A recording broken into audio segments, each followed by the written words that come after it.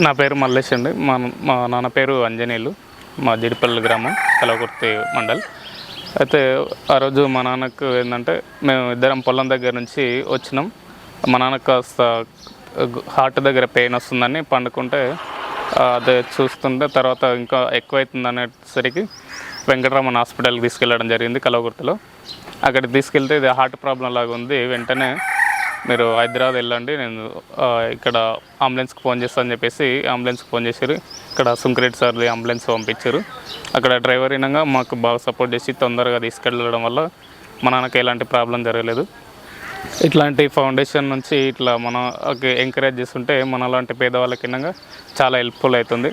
మన వినంగా అందరం సపోర్ట్ చేస్తే ఇంకా మంచి మంచి ప్రోత్సాహకాలు అనేది ఇస్తారు. కాబట్టి ప్రతి ఒక్కరు ప్రోత్సహించవచ్చు.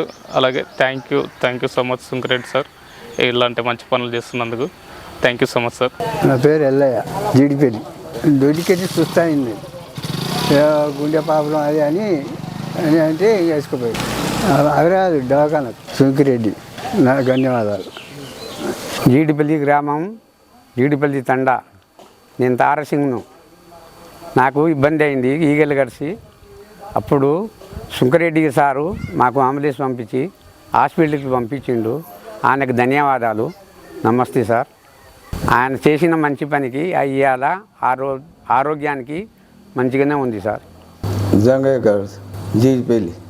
ఇంకా వాంతికి అయింది, అంబులెన్స్ కలకుర్తి తీసుకుపోయారు. కలకుర్తిలో కాదన్నారు. అంబులెన్స్ తీసుకొని హైదరాబాద్.